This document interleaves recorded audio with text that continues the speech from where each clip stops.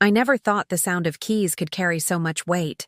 When my son Davi placed them in my palm that Tuesday afternoon, his smile was too bright, too rehearsed, the kind of expression people wear when they're trying to convince themselves they're doing something good. "It's yours now, Mom," he said, his voice carrying that tone children use when they think they're being generous, but haven't quite learned what generosity actually means. "After everything you've done for us, you deserve this." For a moment, my heart swelled with something that felt dangerously close to hope. At 55, after burying my husband 3 years ago, and spending the better part of my adult life sacrificing everything for my family, I thought perhaps this was my reward. Perhaps this was the moment when all those years of putting everyone else first would finally circle back to me in the form of recognition, of love made tangible. The keys were warm from his pocket, small and silver, attached to a keychain that read, "Home Sweet Home," in faded letters. I turned them over in my weathered hands that had sewn countless school uniforms, prepared thousands of meals, wiped away tears and held feverish foreheads through sleepless nights. These hands had built a home, a life, a family from nothing more than love and determination. "Where is it?" I asked, my voice barely above a whisper, because sometimes the most important questions require the gentlest delivery. Davy's smile flickered for just a moment, like a candle in wind, before reasserting itself with practiced confidence. "It's on Industrial Avenue," he said, avoiding my eyes in that way people do when they're not telling the complete truth. "You'll love it. It's unique, full of potential. Industrial Avenue. Even the name should have been warning enough, but hope has a way of making us deaf to the signs that would otherwise scream danger. I'd driven down that street countless times over the years. It was lined with warehouses and abandoned buildings, places where dreams went to die rather than where they were born. But I chose to trust him. I chose to believe that my only child, the boy I'd raised to be kind and thoughtful, the young man I'd supported through college while working double shifts at the textile factory, wouldn't hand me anything less than love wrapped in brick and mortar. The drive to Industrial Avenue felt like a pilgrimage, each mile carrying me closer to what I imagined would be my new beginning. I pictured myself in a small cottage with a garden where I could grow tomatoes and roses, or perhaps a modest apartment with large windows where I could set up my sewing machine and finally have time to create the things I'd always dreamed of making. If you enjoy emotional stories like this one, please subscribe to our channel. We're working toward 1,000 subscribers, and it really helps our work. And comment to let us know what city you're watching from. I found the address easily enough. Number 247 stood before me like a monument to abandonment, its metal siding rusted and pocked with holes, its windows either broken or boarded up with plywood that had seen better decades. The parking lot was cracked concrete sprouting weeds through every fissure, and the smell, oh, that smell, hit me before I even opened my car door. It was the scent of decay, of things left to rot in darkness, of dreams that had been abandoned so long ago they'd forgotten what hope felt like. But it was mine now, apparently. This was what my son considered appropriate for the woman who'd given him life, who'd sacrificed her own dreams so he could pursue his. I sat in my car for nearly 20 minutes, staring at this gift that felt more like a punishment, trying to reconcile the building before me with the love I'd thought it represented. The afternoon sun cast harsh shadows across the facade, making the decay look even more pronounced, more deliberate somehow. This wasn't a home. This wasn't even shelter. This was where unwanted things went to be forgotten. And now I was one of those unwanted things. Other cars passed by on Industrial Avenue, delivery trucks and work vans driven by people who had somewhere important to be, somewhere they belonged. None of them slowed down to look at the broken woman sitting in the broken parking lot of a broken building. I'd become invisible, just another piece of urban decay that people's eyes slide past without registering. I thought about my husband Miguel then, about how he used to say that every ending was really a beginning in disguise. But looking at this warehouse that my son had deemed suitable for his mother's golden years, I couldn't see any beginning. I could only see the end of everything I'd hoped my life might become. The keys grew cold in my palm as the sun began to set, and I realized that sometimes the people who are supposed to love us most are the ones who break us most completely. Not with violence or cruelty, but with indifference, the casual dismissal that cuts deeper than any blade because it means we never mattered enough to warrant their hatred. We simply didn't matter at all. I remembered then how Davi used to climb into my lap when he was small, his little arms wrapping around my neck as he whispered, "I love you, Mama," against my ear. I remembered teaching him to tie his shoes, watching him graduate from college with tears of pride streaming down my face, holding him when his first girlfriend broke his heart. All those moments felt like scenes from someone else's life now, memories that belonged to a different mother and a different son. When Miguel died, Davi had held my hand at the funeral and promised he would take care of me. "You won't have to worry about anything, Mom," he'd said. "I'll make sure you're comfortable." I'd believed him because I needed to believe him, because the alternative was accepting that I was truly alone in the world, with nothing but the social security check that barely covered my monthly expenses. But comfort, apparently, meant a warehouse on Industrial Avenue. Comfort meant the smell of mold and the sound of broken glass crunching under my feet. Comfort meant knowing that in my son's mind, this was where I belonged, among the forgotten things, the discarded remnants of other people's lives. I finally found the courage to get out of my car, my legs unsteady after sitting for so long, my heart heavy with the weight of understanding. The metal door stuck at first, fighting me even for entry into this place that was supposedly mine. When it finally gave way, the smell hit me like a physical blow. Decades of neglect compressed into air so thick I could taste it. Inside was worse than I'd imagined.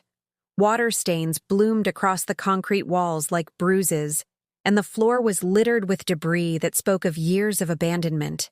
In one corner, I could see what looked like old furniture covered in tarps, shapes that might once have been familiar, but were now mysterious lumps in the gathering darkness. But it was the silence that hurt most of all. This place had no voice, no heartbeat, no warmth. It was the architectural equivalent of being forgotten. And now it was home. I stood there in my warehouse, my gift, my reward for a lifetime of love and sacrifice. And I felt something inside me break, not dramatically, not with the satisfying crash of glass hitting stone, but with the soft, wet sound of hope finally giving up and dissolving into nothing. This was where my story was supposed to end, apparently. This was where good mothers went when their children decided they'd given enough, sacrificed enough, loved enough. We went quietly into these forgotten spaces and tried to make the best of whatever scraps of dignity remained. But as I stood there in the growing darkness, surrounded by the smell of my son's indifference, I felt something else stirring beneath the pain. Something that would take me a long time to recognize, but that I can name now with perfect clarity. It wasn't acceptance. It wasn't resignation. It was the first quiet whisper of a rebellion that had been building in my chest for longer than I'd cared to admit. The next morning, I called Davi to thank him. I know that sounds strange, but when you've spent 55 years being the kind of woman who says thank you even when someone steps on your heart, old habits die hard. I thought maybe I'd misunderstood something. Maybe there was more to his gift that I hadn't seen in the dim light of my first visit. "Oh, you went to see it already?" His voice carried that distracted tone I'd grown accustomed to over the years, the sound of someone whose attention was already elsewhere, probably scrolling through his phone while his mother tried to have a conversation with him. "Yes, I did. Davy, I need to ask you something." I paused, choosing my words carefully because I'd learned that direct questions sometimes made him defensive. Is there anything else? Any other part of this gift I should know about?" He laughed. Actually laughed. "Mom, what you see is what you get. I thought you'd appreciate having your own space, somewhere you could, I don't know, do your crafts or whatever. Isn't that what you always wanted?" My crafts. As if 30 years of professional tailoring, of creating beautiful things with my hands, of running my own small alterations business from our kitchen table, could be reduced to something so dismissive, as if the skill that had helped put him through college was just a hobby I played with to pass time. "The building needs some work," I said, testing the waters of his generosity. "Well, yeah, that's why it was affordable. But you're handy, Mom. Remember how you used to fix everything around the house when Dad was sick? This is just bigger. Bigger. Like the difference between changing a light bulb and rewiring a house. like the difference between mending a torn seam and rebuilding something from the ground up. But Davy had always been good at minimizing challenges when they weren't his own. The smell inside is pretty strong, I tried again. It'll air out. These old buildings just need some ventilation. Maybe open a window or something. The windows that were boarded up. The windows that would require tools and money and physical strength I wasn't sure I possessed anymore.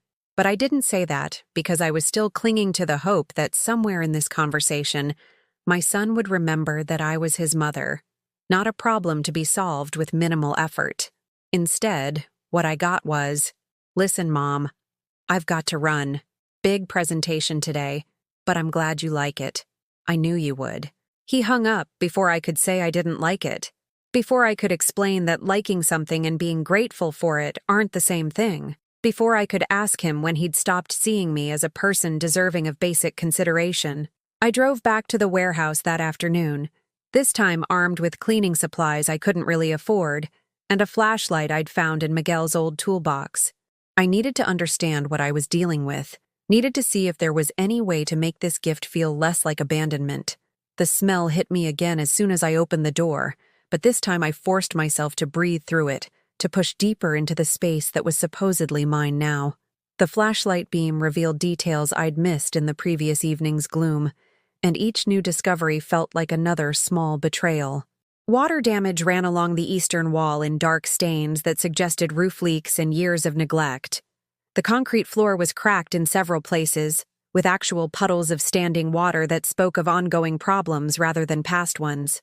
In the far corner, I found what appeared to be animal droppings, large enough to suggest rats or possibly something bigger.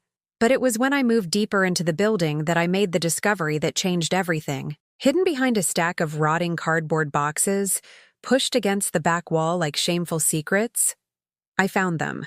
Dozens of boxes and containers that I recognized immediately, their contents spilling out onto the damp concrete floor like scattered memories. Miguel's things. My husband's personal belongings that I thought had been lost forever. His collection of vintage watches, each one carefully maintained and treasured, now scattered across the floor with their faces cracked and their leather bands moldy. His books, hundreds of them, covering everything from history to poetry, their pages warped and illegible from moisture damage. The photo albums I'd spent years organizing, chronicling our life together from our wedding day through Davy's childhood, now stuck together in soggy clumps that fell apart when I tried to separate them. My legs gave out then, and I found myself sitting on the cold concrete floor, holding what remained of a picture of Miguel and me on our honeymoon. We were so young, so full of hope, standing on a beach in Mexico with our arms around each other, and the future stretching endlessly ahead. Now the image was faded and water-stained, his face barely recognizable, my own smile ghostly and strange. These weren't just belongings. These were the pieces of my life with Miguel that I'd asked Davy to keep safe when I'd moved to a smaller apartment after the funeral. "I don't have room for everything," I'd told him through my tears. "But these things, these are important. These are us." "Of course, Mom," he'd promised. "I'll take good care of them." And here they were, dumped in a warehouse like garbage, left to rot while I grieved for treasures I thought were safely stored in my son's attic. Every ruined photograph, every destroyed memento was proof that my life, our life, had meant so little to him that he'd let it dissolve into nothing rather than spend money on proper storage. I sat there surrounded by the remains of my marriage, understanding finally that this wasn't a gift at all. This was where Davy put the things he didn't want to deal with, but couldn't quite bring himself to throw away completely. Old furniture he didn't need, family heirlooms he didn't value, and now me, another inconvenient responsibility he could warehouse out of sight. The cruelest part wasn't even the neglect. It was the way he'd presented it as kindness, wrapped his disposal of me in pretty words about giving me my own space and independence. He'd made me thank him for my own exile. When I finally stood up, my knees protesting against the cold concrete, I felt something shift inside me. Not hope. I was still too raw for that. But something harder, more determined. Something that tasted like anger, but felt more like awakening. I gathered what could be salvaged from Miguel's belongings, loading the least damaged items into plastic bags with the careful precision of someone performing a rescue operation. Each saved photograph, each recoverable letter, felt like a small victory against the forces that wanted to erase our history. As I worked, I found myself talking to Miguel, explaining what had happened, apologizing for letting our memories come to this.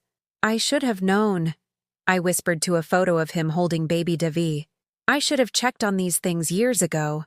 But even as I said it, I knew that wasn't fair. I shouldn't have had to check. I should have been able to trust my own son with the treasures of my heart. I spent the next 2 weeks trying to make it work. Every morning, I'd wake up in my small apartment and tell myself that today would be the day I'd see the potential Davy claimed was hidden in that warehouse. I bought a space heater with money from my grocery budget, industrial-strength cleaning supplies that left my hands raw and cracked, and even a small area rug to cover the worst of the concrete stains. The work was backbreaking for a woman my age. I scrubbed walls until my shoulders ached, swept debris until my back screamed in protest, and tried to imagine how this cavernous space might someday feel like home. Each day, I'd call Davy with updates, hoping to hear some encouragement, some sign that he cared about my progress. "That's great, Mom," he'd say, his voice carrying that same distracted tone. "You're really making something of the place." But he never came to see what I was making, never offered to help with the heavy lifting or contribute to the costs of basic repairs. When I mentioned that the roof was leaking in 3 places, he suggested I put some buckets out until the weather gets better. When I told him the electrical system seemed dangerous, he said I should just be careful with what you plug in. It was his wife, Carmen, who delivered the cruelest blow. She came to visit one afternoon while I was on my hands and knees, trying to scrub years of grime from the concrete floor. I hadn't heard her car pull up, so when I looked up to see her designer heels clicking across my makeshift home, I felt exposed and foolish in a way that cut straight to my bones. Carmen had always been polite to me, but with the kind of politeness people reserve for service workers and distant relatives. Correct, but cold. She was 15 years younger than Davy, beautiful in the way that money makes possible, and had never quite hidden her opinion that her husband's family was beneath her social aspirations. "Isabella," she said, her voice pitched with artificial brightness. "Davy said you were fixing this place up, but I had no idea you were living here." "I'm not living here," I said quickly, struggling to my feet and aware of how I must look. Gray hair escaping from its ponytail, old clothes stained with cleaning products, hands red and raw from scrubbing. "I'm just trying to make it better." She walked through my space with the careful steps of someone afraid of contamination, taking in the space heater, the folding chair I'd brought from home, the small card table where I'd arranged the salvaged photos of Miguel. Her expression was carefully neutral, but I could read the judgment in her eyes. "It's very rustic," she said finally. "Very bohemian. I suppose some people would find this kind of lifestyle charming. Lifestyle. As if I'd chosen this. As if anyone would choose to spend their golden years in a warehouse that smelled of mold and broken dreams. Davy mentioned you might want to have some kind of craft space here," she continued, examining her manicured nails as she spoke. "That's so sweet. Like a little hobby room." There was that word again. Hobby. As if the skill that had sustained our family for years, that had paid for Davy's school clothes and Christmas presents when money was tight, was just something I did to pass time. "I used to run a tailoring business," I said, hearing the defensiveness in my own voice and hating it. "I made all of Davy's school clothes, altered wedding dresses for half the women in our neighborhood." "Oh, how lovely," Carmen said, but her smile didn't reach her eyes. "It must be nice to have something to keep you busy in your retirement." Retirement. Another word that felt like a dismissal, as if I'd reached some expiration date where my skills and experience no longer mattered, where I was expected to fade gracefully into the background and be grateful for whatever scraps of attention came my way. She moved toward the corner where I'd arranged Miguel's rescued belongings, and I felt my chest tighten with protective anxiety. These damaged treasures were all I had left of my marriage, and something about the way she looked at them made me want to gather them up and hide them from her perfectly made-up gaze. "Are these from your husband?" she asked, picking up one of the water-damaged photo albums with 2 fingers, as if it might contaminate her designer outfit. "Yes," I said. "They were stored here and got damaged. I'm trying to save what I can." "Oh," she set the album down quickly. "That's unfortunate. Maybe it's time to let go of some of these old things, though. They don't look very healthy to keep around." Not healthy. Like my memories of Miguel were toxic. Like holding on to the evidence of our love was somehow pathological. Like grief had an expiration date that I'd apparently exceeded. "These are my memories," I said, my voice sharper than I'd intended. "They're all I have left of 30 years of marriage." Carmen's expression softened into what she probably thought was sympathy, but felt more like pity. "Of course I understand. But maybe you could just keep the best ones? The ones that aren't so damaged? It might be healthier to focus on moving forward instead of looking backward all the time." Moving forward. Another phrase that sounded supportive but felt like criticism. Another way of saying that my grief was inconvenient, that my attachment to my dead husband was something I should have gotten over by now. "I should get going," Carmen said, checking her expensive watch. "I just wanted to see how you were settling in. Davi will be so happy to hear you're making progress." After she left, I sat in my folding chair surrounded by the smell of industrial cleaner and broken dreams, understanding finally that this wasn't just about the warehouse.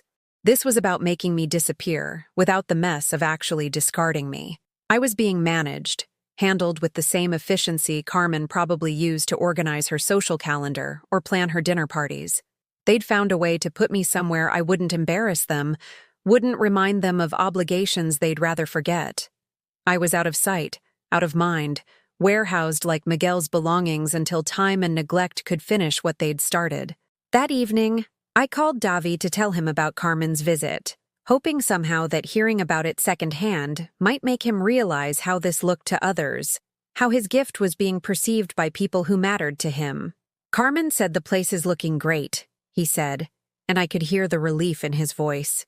"She was really impressed with what you're doing with it." Impressed. That wasn't the word I would have chosen. But then again, I was learning that Davy and I no longer spoke the same language when it came to describing reality. "She seemed to think I was living here," I said carefully. "Well, you're spending a lot of time there, right? Really making it your own space?" Your own space. Another phrase that sounded positive but felt like exile. Another way of saying that I'd been given somewhere to go so they wouldn't have to think about where I belonged. I tried one more time to bridge the gap between what he thought he'd given me and what I'd actually received. "Davi, the building needs more work than I can manage alone. The roof, the plumbing, the electrical issues—" "Mom," he interrupted, and I could hear the impatience creeping into his voice. "I gave you a building, a whole building. Do you know how much that's worth? Most people would be grateful for that kind of gift." Grateful. There was that word again, like a knife twisted in a wound that wouldn't heal. Grateful for abandonment. Grateful for exile. Grateful for being handed the physical embodiment of how little I mattered to the person I'd loved most in the world.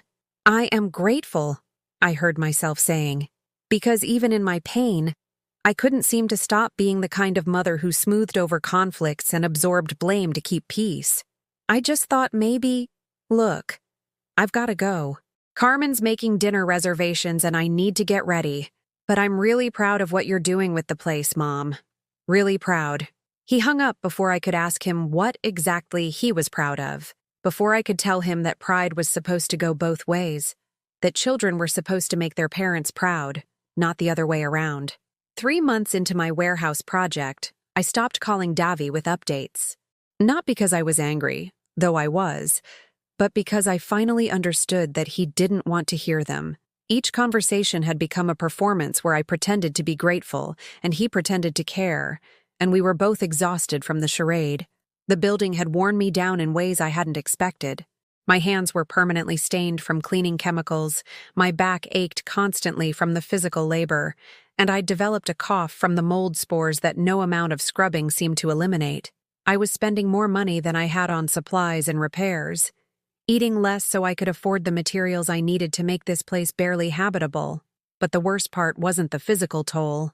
It was the slow realization that I was trying to build a home in a place that would never be one, trying to create warmth in a space that had been chosen specifically because it was cold. I'd set up a small corner with the space heater, the folding chair, and a card table where I could eat the simple lunches I brought with me each day. It looked pathetic even to me, like a homeless camp inside a building, like someone playing house with the furniture from a yard sale. But I kept trying because stopping would mean admitting that my son had given me something impossible to love.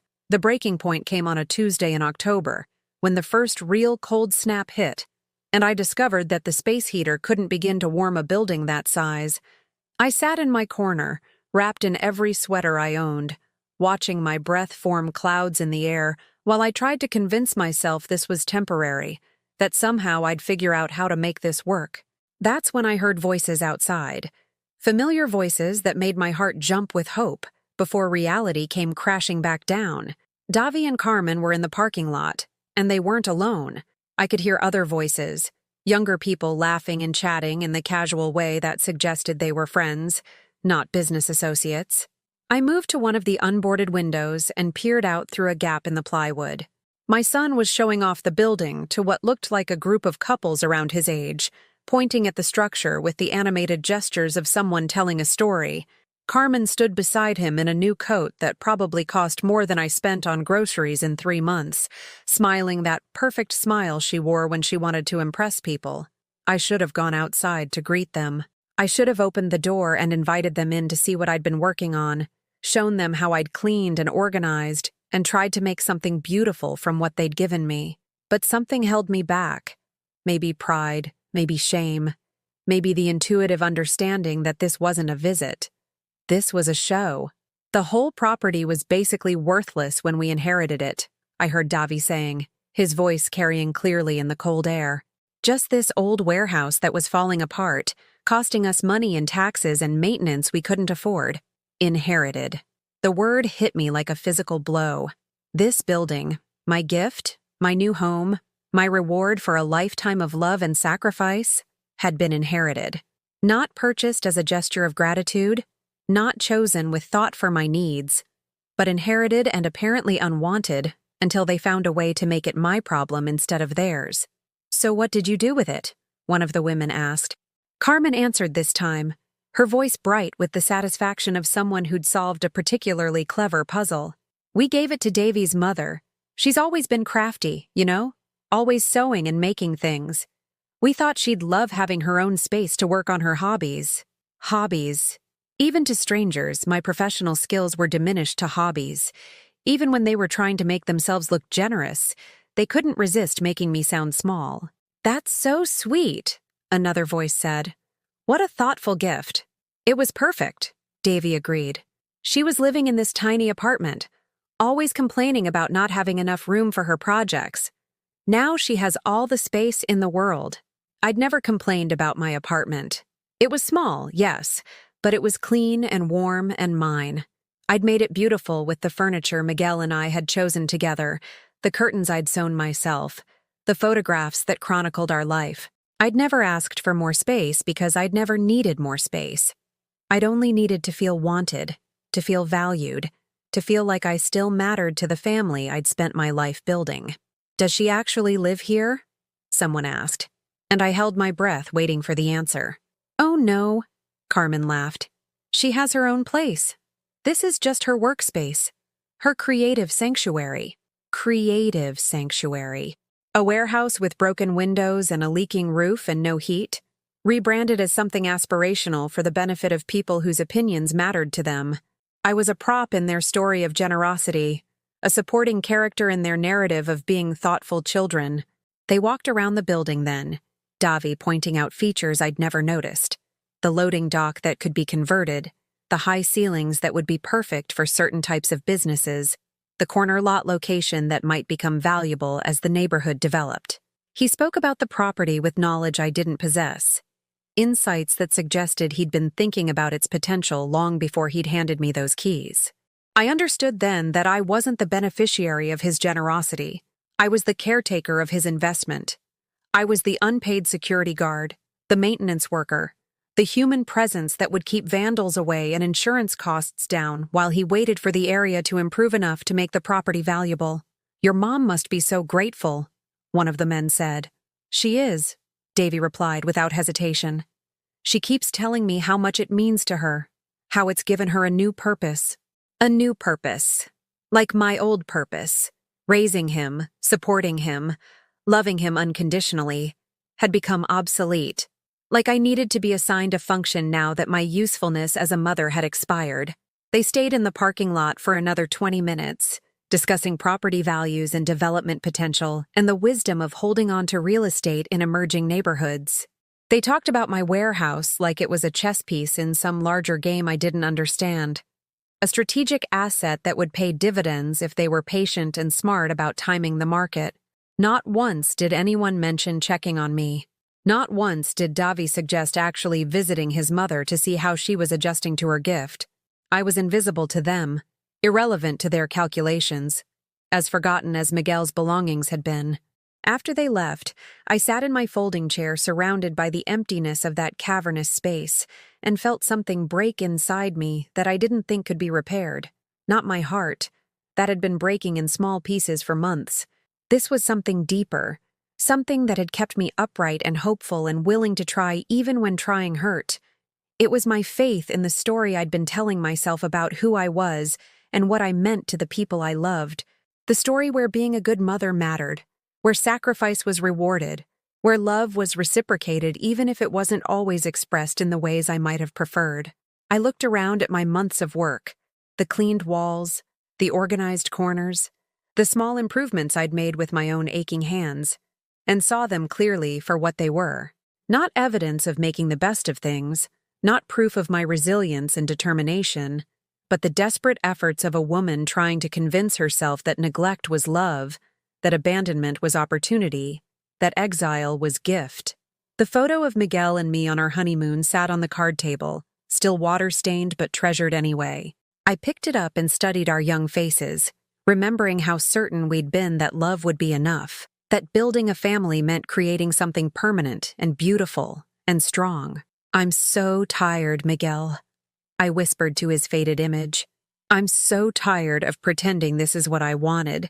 Outside, the October wind rattled the loose siding and found its way through cracks I hadn't even known existed. The space heater hummed uselessly in the corner, fighting a battle it could never win against the vastness of this place that would never be home. For the first time since Davy had placed those keys in my palm, I allowed myself to consider that maybe I didn't have to keep trying. Maybe I didn't have to keep fighting to love something that had been designed to break me. Maybe there was another story I could tell. One where the woman who had spent her life taking care of everyone else finally decided to take care of herself. But I wasn't ready for that story yet. Not quite. I still had something left to lose, something I'd been holding on to so tightly I'd forgotten it was there. I still had my belief that somewhere inside my son, the little boy who used to climb into my lap still existed. The boy who had promised to take care of me, who had held my hand at his father's funeral, who had once looked at me like I hung the moon. I would hold on to that belief for just a little longer, until it too became impossible to carry. The shift began on a gray November morning when I stopped pretending the warehouse could ever be warm. Instead of fighting the cold, I decided to understand it. Instead of cursing the echoes, I listened to what they were telling me about the space. Instead of seeing decay, I began to notice the bones of something that might have been beautiful once, long before neglect had taken hold. I'd brought my sewing machine that day, not because I had any particular project in mind, but because the silence was becoming unbearable and I needed the familiar comfort of work that had always made sense to me. As I set it up on the card table, adjusting the height so my back wouldn't ache, something caught my eye that I'd never noticed before: the light. Despite everything wrong with this building, despite the broken windows and water stains and smell of abandonment, the light was extraordinary. It poured through the gaps in the boarded windows in long golden streams that turned the dust motes into dancing stars. The high ceilings created a cathedral effect that made the afternoon sun feel like something sacred. I sat at my machine and began to sew. Nothing important, just scraps of fabric I'd brought to keep my hands busy. But as I worked, I found myself looking up every few minutes to watch how the light moved across the space, how it changed color as the sun shifted, how it made even the water stains on the walls look like abstract art. For the first time in months, I wasn't thinking about what this place lacked. I was seeing what it possessed. That's when I remembered Elena Vasquez, my old neighbor from before Miguel died. Elena had been a potter, and I'd always admired the way she talked about her work. Not as a hobby or a way to pass time, but as something essential, something that fed her soul. She'd moved to a smaller place after her divorce, and I hadn't seen her in over a year. But I remembered her saying once that all she needed was good light and enough space to think. "Clay tells you what it wants to become," she'd said, her hands always moving as she spoke, shaping invisible forms in the air. "You just have to be quiet enough to listen." On impulse, I called her. I wasn't sure why, except that sitting in that warehouse surrounded by extraordinary light, I felt like I needed to talk to someone who understood what it meant to create something beautiful from raw materials. "Isabella." Elena's voice was warm with genuine pleasure. "How are you, honey? I heard about Miguel. I'm so sorry I couldn't make it to the service." We talked for a few minutes about ordinary things. Her new apartment, her pottery, the neighborhood changes we'd both witnessed over the years. Then, before I could second-guess myself, I told her about the warehouse. Not Davy's version, where it was a generous gift that demonstrated his thoughtfulness. Not Carmen's version, where it was a creative sanctuary for my hobbies.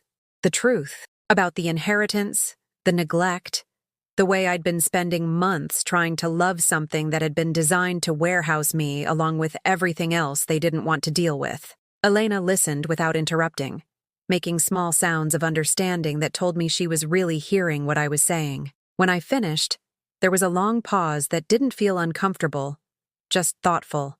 "Can I come see it?" she asked finally. It's not much to look at," I warned her. "Honey, I've been making art in garages and basements and spare bedrooms for 30 years. I'm not looking for pretty.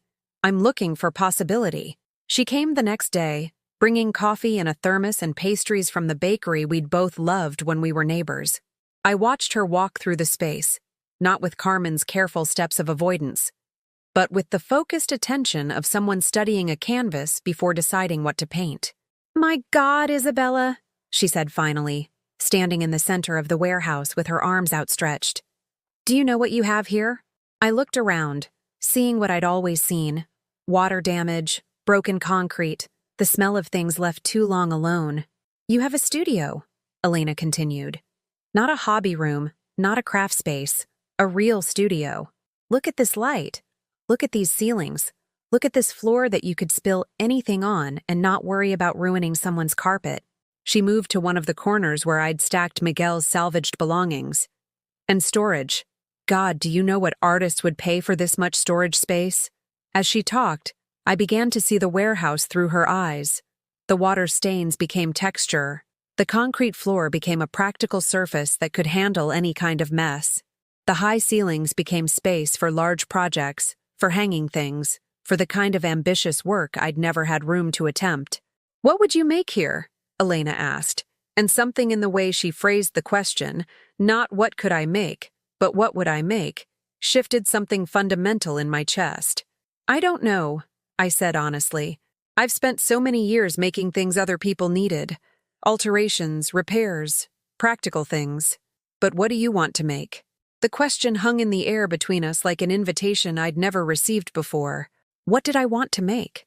Not what my family needed, not what would solve someone else's problems, not what would prove my usefulness or demonstrate my gratitude. What did I want to create? "I used to design clothes," I said slowly, the words feeling rusty from disuse. "Before Davy was born, before money got tight, I used to sketch designs for dresses I thought would be beautiful. Elegant things, artistic things. I had notebooks full of ideas." "What happened to the notebooks?" I gestured toward the pile of salvaged belongings. "Probably in there somewhere, if they survived the water damage." We spent the next hour going through boxes, looking for those old sketchbooks I'd almost forgotten existed. When we finally found them, wrapped in plastic bags that had protected them from the worst of the moisture, I felt something unlock in my chest that had been sealed away for decades. Page after page of dress designs, sketched in careful detail during late nights when Miguel was sleeping, and I could let my imagination run free. Evening gowns with flowing lines that would make any woman feel like a goddess. Day dresses with unexpected details that would surprise and delight. Coats with dramatic silhouettes that would turn heads on city streets. "These are incredible," Elena breathed, studying a design for a wedding dress that incorporated traditional embroidery in unexpected places. "Have you ever made any of them?" "No," I said. There was never time, never money for the kind of fabrics these would require. And who would wear them anyway? Nobody I knew needed dresses like these. "You would wear them," Elena said simply. "I would wear them."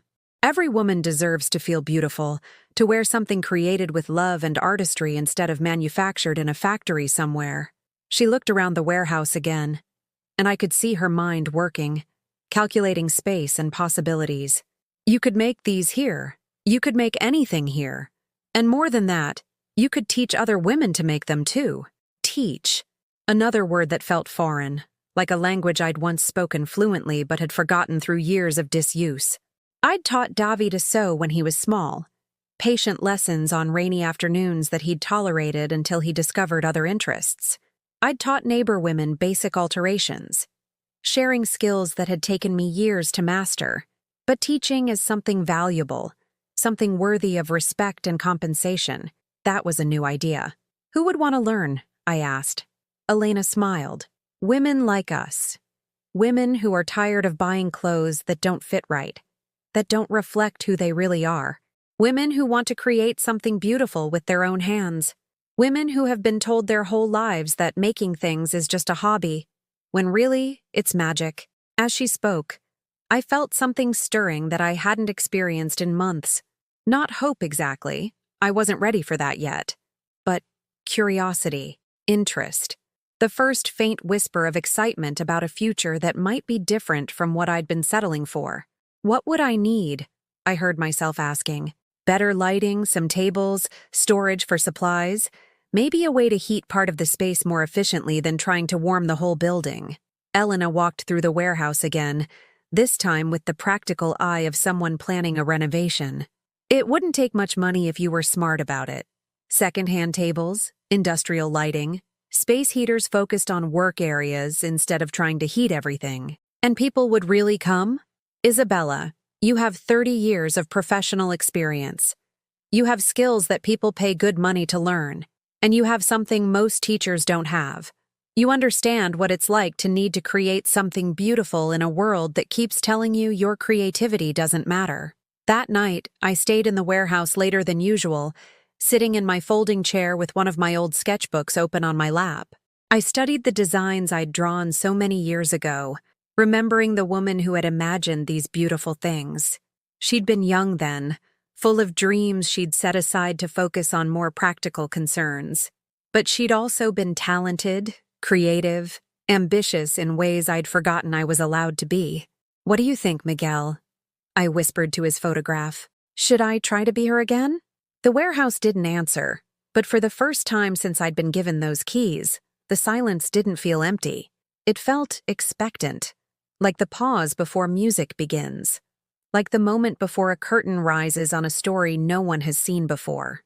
I wasn't ready to believe in myself yet, but I was ready to stop believing in the version of myself that other people had decided was enough. Over the next month, I became a woman with a secret.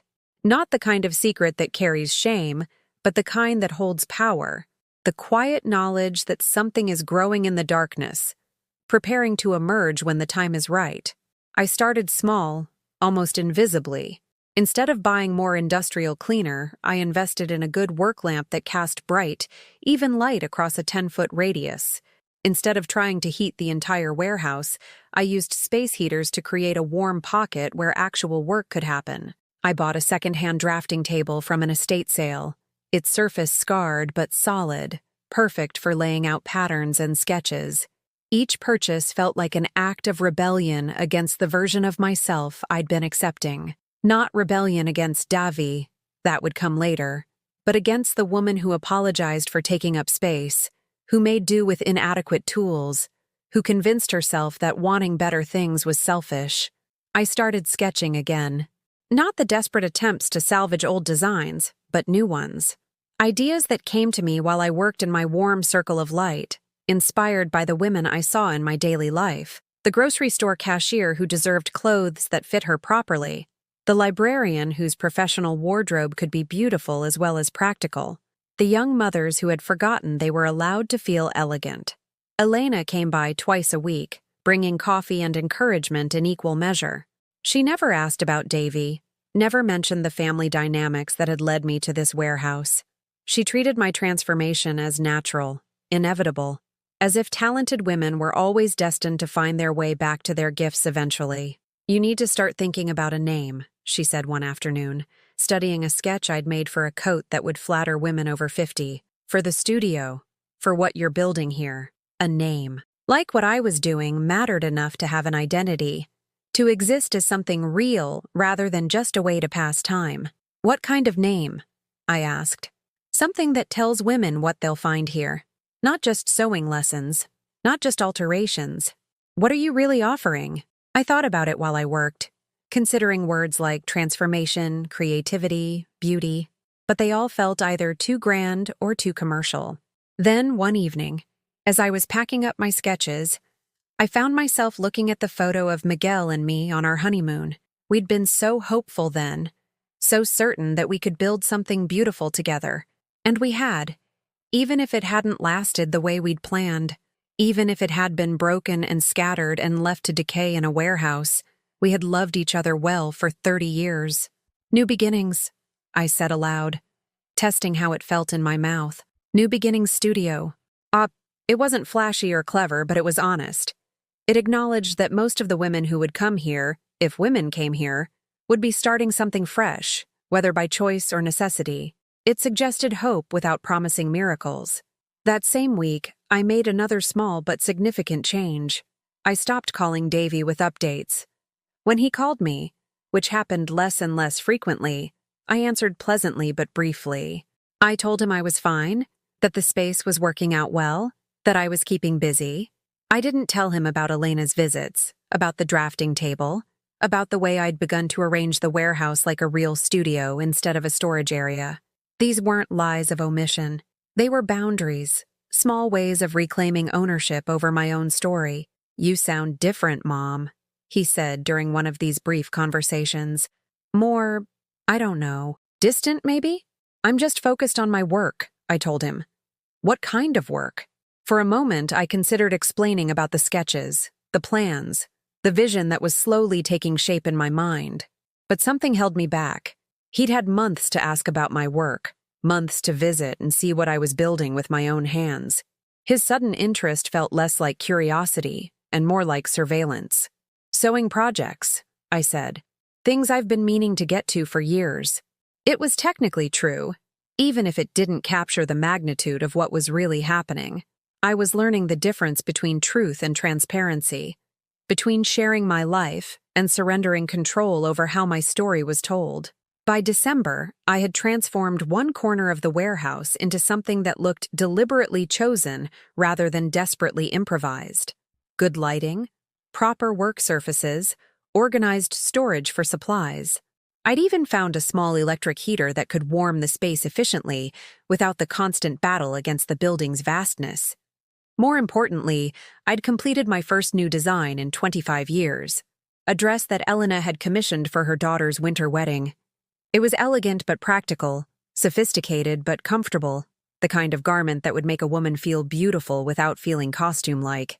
When Elena picked it up, she held it against herself in front of the mirror I'd hung on one of the better walls. "This is exactly what I envisioned," she said. "Better than what I envisioned." "It's just a dress," I said automatically, the old habit of minimizing my work still strong. "No," Elena said firmly. "It's not just a dress. It's proof that you can create something beautiful when you have the space and support to do it properly. It's evidence that your talent wasn't wasted all those years. It was just waiting for the right moment to bloom again." She paid me more than I'd asked for, insisting that quality work deserved fair compensation. The money felt different from the payments I used to receive for alterations. Not just income, but recognition, acknowledgement that what I'd created had value beyond the practical. That night, I called my old friend Maria Santos, who I'd worked with years ago at the textile factory. We'd lost touch after I'd left to focus on raising Davi, but I'd heard through mutual friends that she'd become a supervisor, that she'd always had an eye for quality and detail. "Isabella! What a surprise!" Maria's voice was warm with genuine pleasure. "How are you, honey? How's that son of yours?" We talked for a while about family, work, the way life had unfolded differently than we'd expected when we were young women with big dreams and limited options. Then I told her about the warehouse, about the studio I was building, about the dress I'd just completed. "You're serious about this?" she asked. "I think I am. For the first time in years, I think I'm serious about something that's just for me." "Good," Maria said. "It's about time. You were always too talented to spend your whole life making other people's ideas come true." She promised to spread the word among the women she knew, to mention that Isabella Morrison was taking on custom work again, but this time creating original designs instead of just fixing what others had made poorly. Within a week, I had 3 inquiries. Women who wanted clothes that fit properly, that reflected their personalities, that made them feel like the best versions of themselves. Not alterations, commissions. Original work that would exist because I had imagined it into being. I started keeping regular hours at the warehouse, arriving each morning like I was going to a real job, because that's what it was becoming. I packed lunches, brought thermoses of coffee, dressed in work clothes that could get dirty without guilt. I was building something, and building required showing up consistently, day after day, whether inspiration struck or not. The change didn't happen overnight, but it was happening. I could feel it in the way I held my shoulders when I walked, in the confidence with which I spoke about my work, in the quiet satisfaction that came from creating something beautiful with my own hands and being fairly compensated for the effort. Most importantly, I could feel it in the way I thought about the warehouse. It was no longer the place where I'd been discarded, no longer the evidence of my son's indifference. It was becoming mine in a way that had nothing to do with legal ownership and everything to do with transformation. I was turning abandonment into opportunity, neglect into independence. I was proving that sometimes the worst thing that happens to you can become the foundation for the best thing you'll ever build. But I wasn't ready to share this transformation with Davi yet. Not because I was afraid of his reaction, but because I wanted to be strong enough to handle whatever that reaction might be.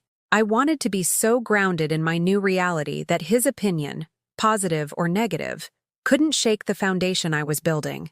The woman who had once needed his approval to feel valuable was slowly being replaced by someone who valued herself. And that woman had plans that extended far beyond managing his guilty conscience about where he'd warehoused his mother. I was no longer just trying to survive his gift. I was preparing to transcend it.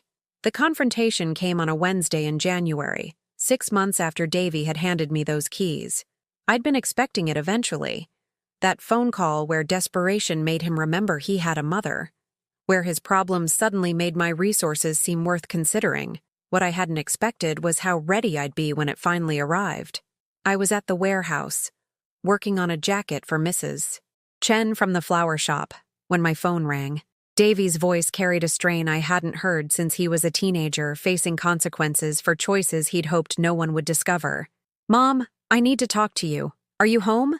"I'm at the studio," I said, using the word deliberately, claiming the space as something professional rather than personal. "The warehouse?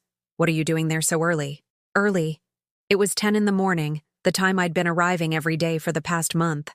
But Davy's question revealed how little he knew about my life, how completely he'd stopped paying attention once he'd solved the problem of what to do with me.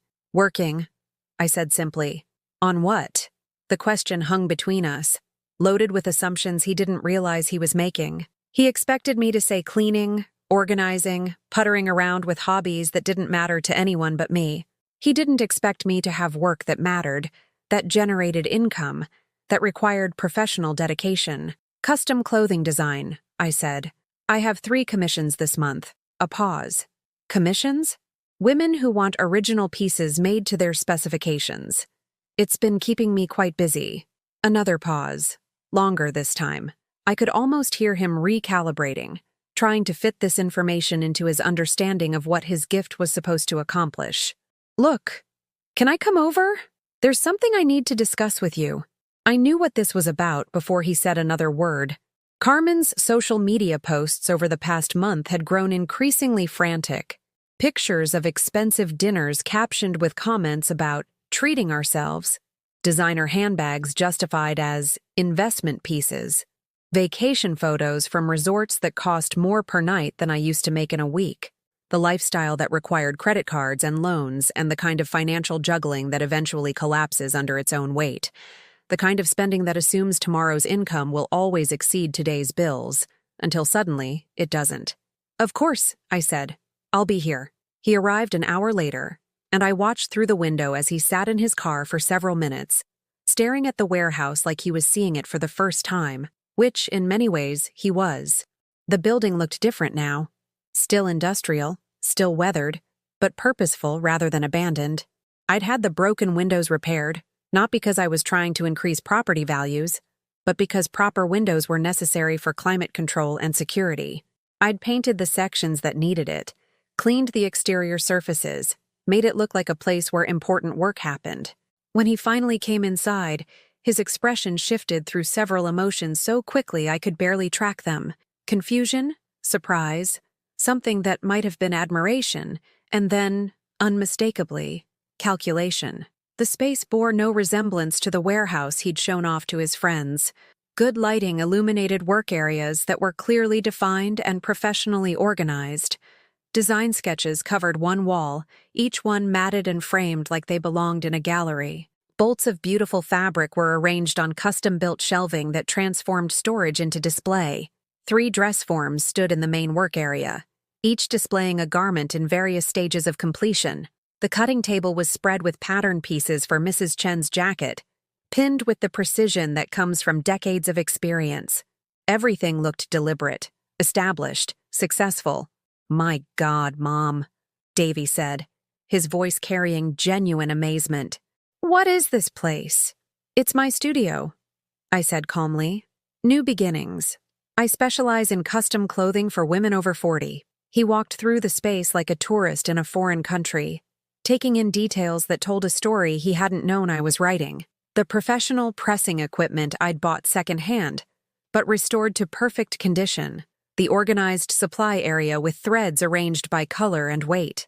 The comfortable seating area where clients could relax during fittings. "How long have you been doing this?" "Seriously?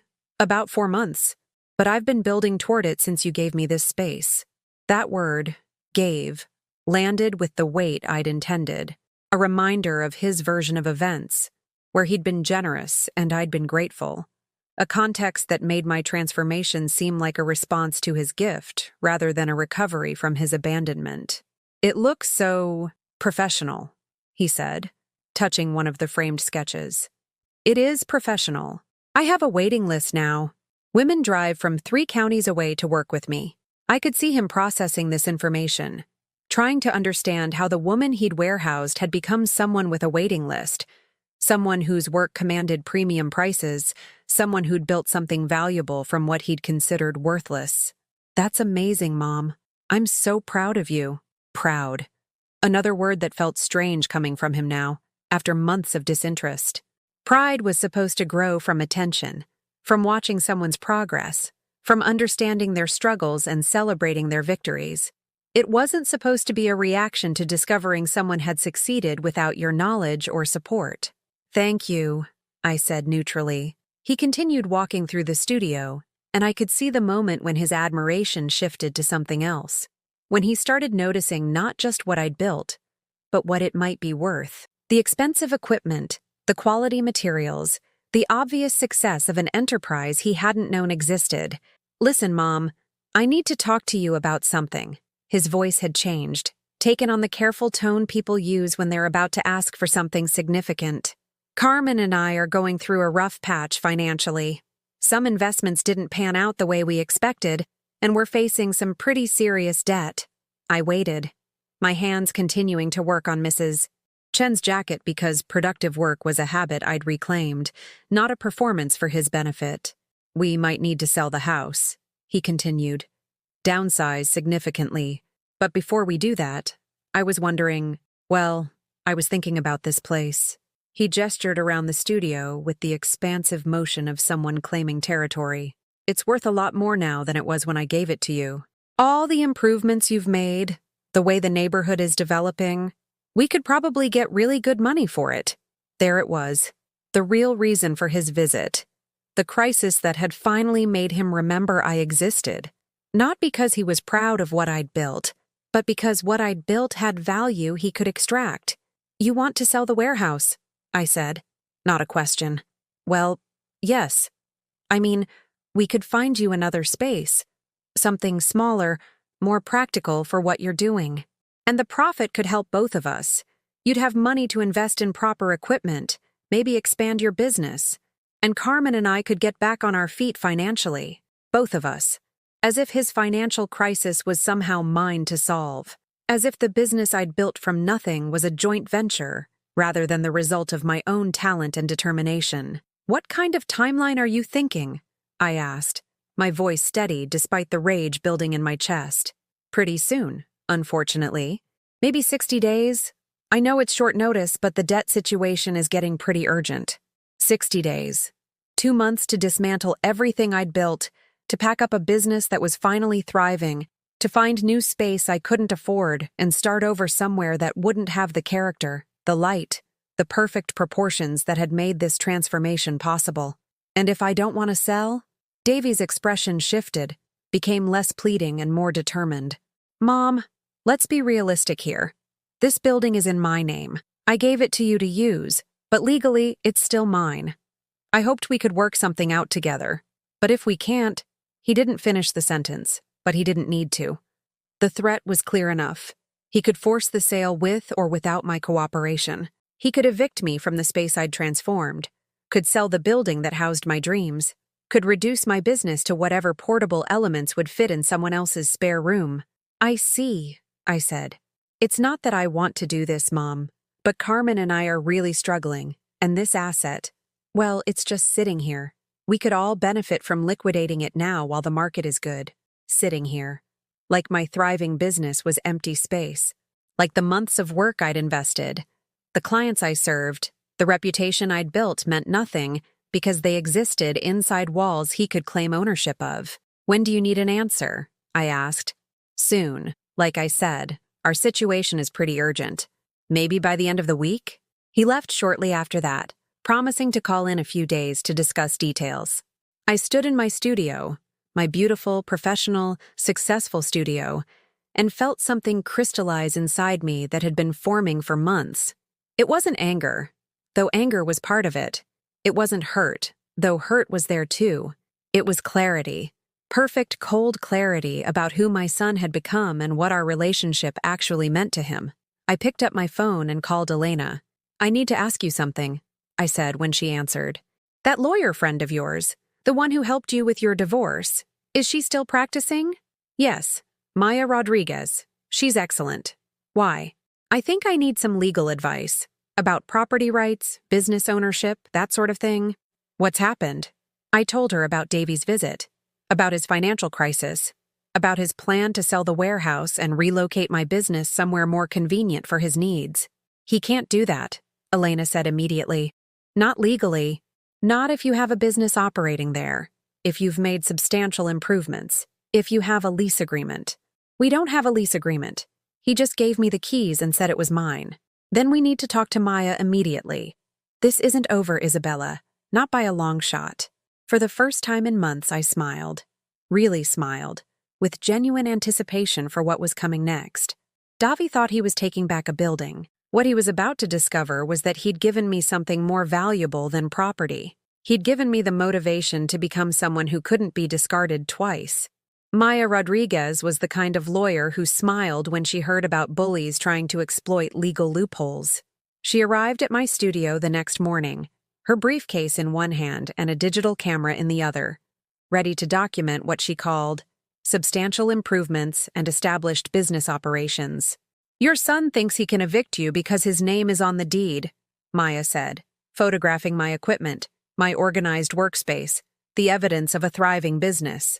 But tenant rights don't disappear just because you don't have a formal lease, especially when you've invested your own money and labor into substantial improvements.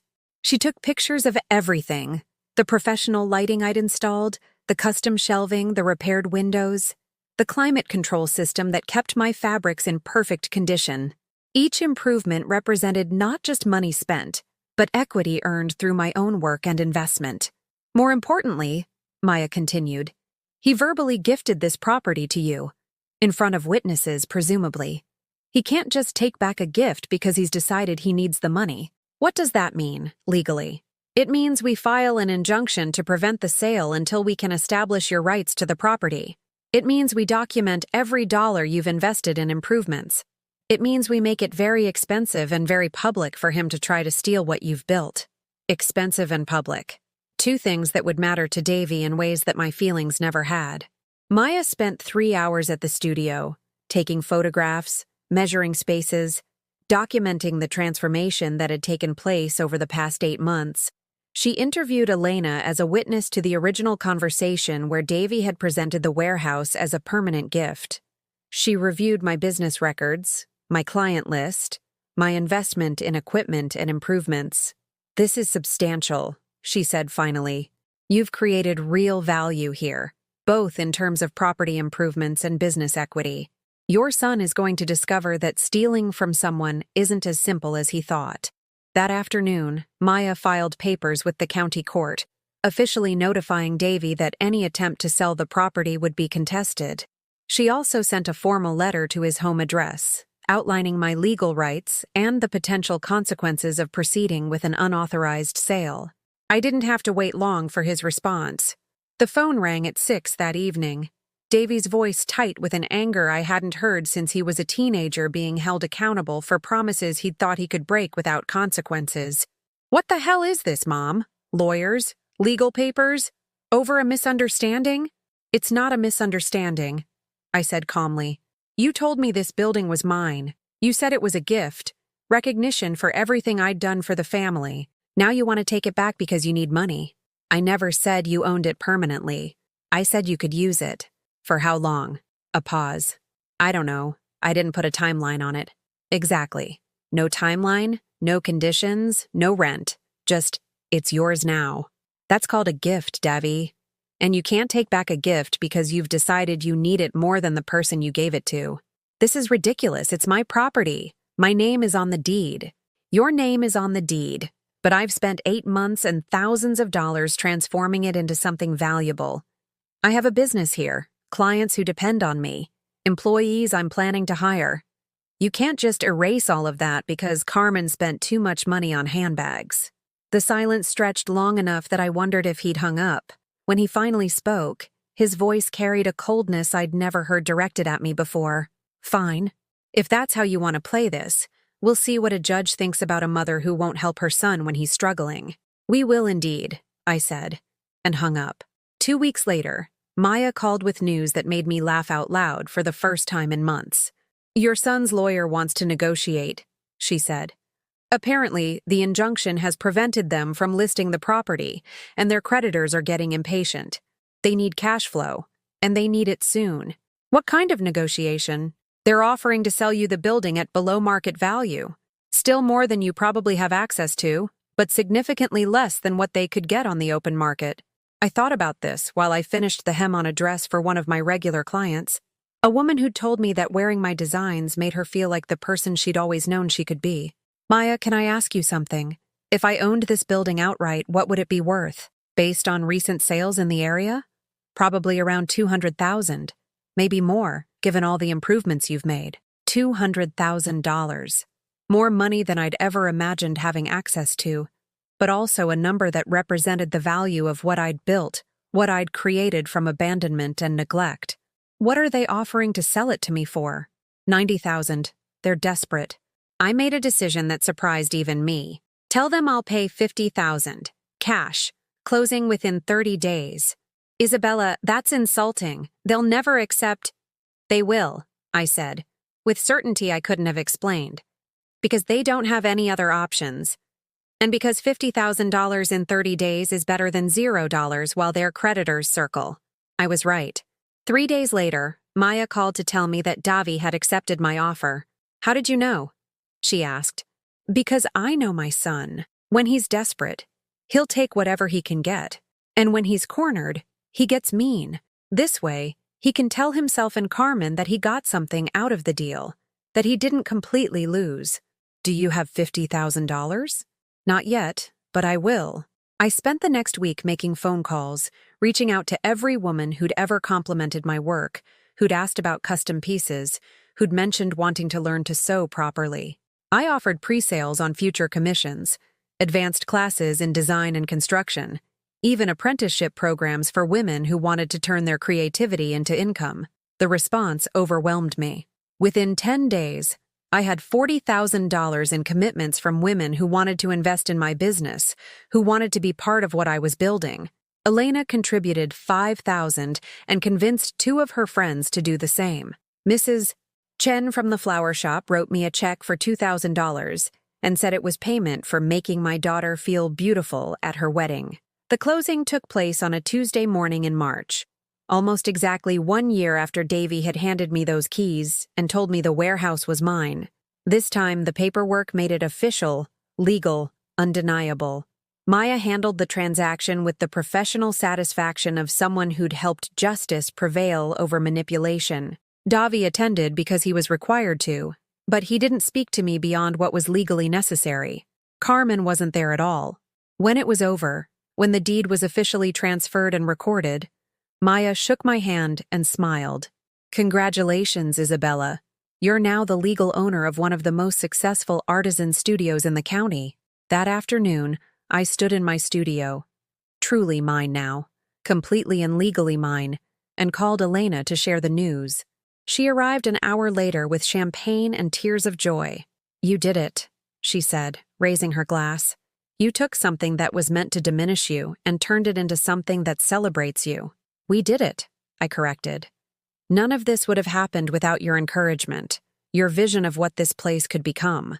We drank champagne surrounded by the evidence of transformation, not just of the warehouse, but of me.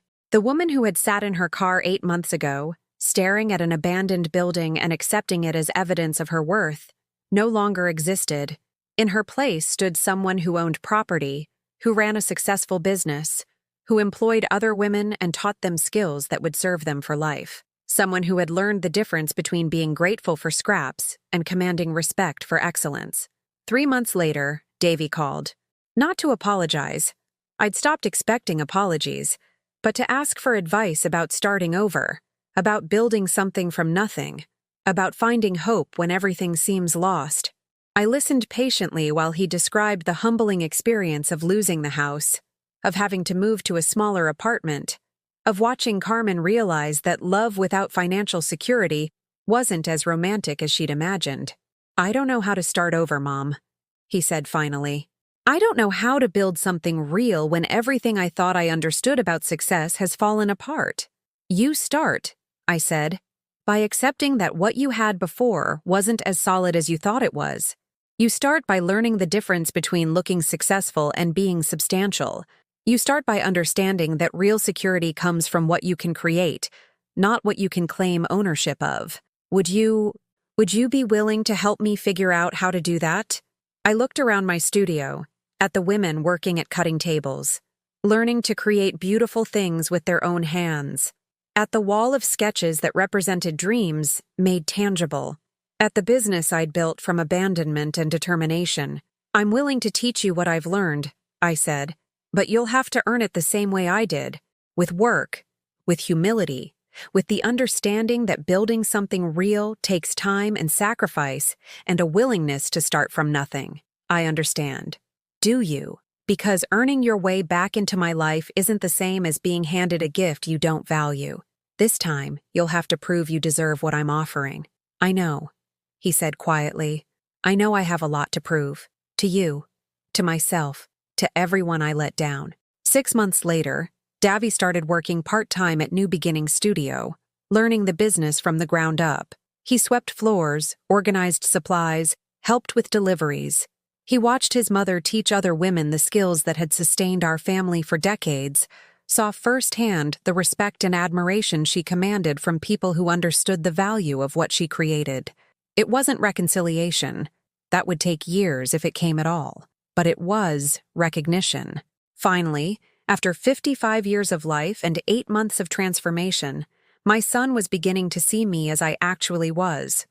Not just his mother, but a woman of substance, talent, and strength who had built something beautiful from the ashes of his abandonment. And I was content with that beginning. I had learned that sometimes the best gifts come disguised as the worst rejections. Sometimes the people who hurt us most deeply are also the ones who force us to discover strengths we never knew we possessed.